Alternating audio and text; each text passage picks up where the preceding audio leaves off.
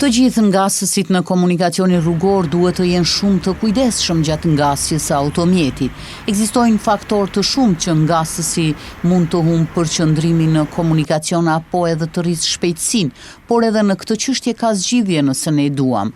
Kështu u bëri të ditur eksperti i komunikacionit Nol Dedaj në një lidhje online. Njeri mundet më deviju, psikisht, mund të më koni lodhën, mund të më koni ndikimin e alkoolit, narkotikëve, elementeve tjera që ndikojnë drejt për drejt në zhvillimin e shpejtësisë, ose drejt për drejt në humbjen e përqendrimit në komunikacion të lodhja të këto gjëra tjera.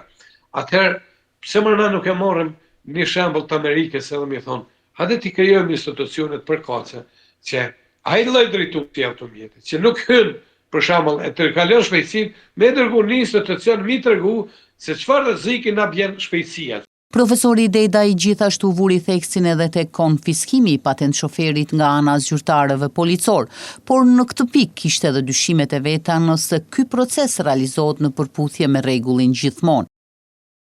Nëse ju dënon një policional, ju kam ju thon kam ta cetur nienin, kam ta marr patent shoferit se nuk është punë e tina, edhe më ta konfisku, edhe më thon se tu konfiskohet patent shoferit për 3 vjet. M'fal. Në qoftë se një polic, pavarësisht për nivelit shkollor, ai duhet me pas një përshkrim punës. Në qoftë se rrehin një njeri në komunikacion, edhe shkon në inspektoriat. Në inspektoriat. M'fal, po në qoftë se ja merr dikujt patent shoferit, e nështë a ka shumë të rëndësishëm, edhe ai njeri ja merr patent shoferit, asnjë polic nuk shkon në inspektoriat. Pse ja ka marrë? Pse ka lut rolin e gjyqtarit në rrugë. Si e ka lut? Nëse na do na mund shumë kompetenca të një policit, të trafikut, atër ne thojmë, në rregull, ti je mbikëqyrës i sigurisë në komunikacion. Konfiskohet patent shoferi, edhe dërgohet në gjykat. Gjyqtari është ai që e jep verdiktin e cakton pastaj sanksionet për patent shofer.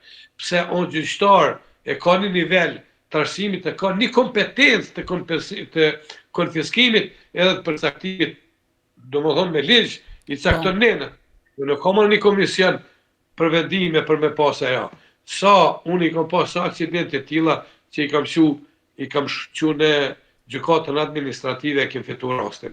Ndërkohë, eksperti i komunikacionit Dedaj derisa foli për vdekjet me fatalitet, duke ju referuar një studimi të realizuar nga doktor Basri Lenjani, tha se shumica atyre vdesin edhe për shkak të vonesës së ndihmës së shpejtë.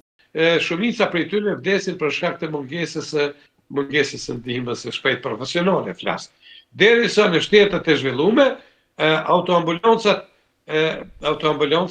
shkojnë me një kohë rekord, pastaj janë helikopterët, mos harroni, të angazhojmë, domethënë edhe transporti ajror, edhe që ato mjetet që intervenojnë në raste të tilla, unë po flas për aksidente, e kanë edhe sistemin e operimit brenda hapësirave intervenuese. Do të thotë edhe zvoglohet edhe numri i vdekurve në komunikacion. Por pavarësisht të gjithave, secili pjesëmarrës në komunikacionin rrugor duhet të jetë përgjegjës për veprimet e tij në secilin rast të shkaktimit të dëmeve në komunikacion, tha profesori Dedaj.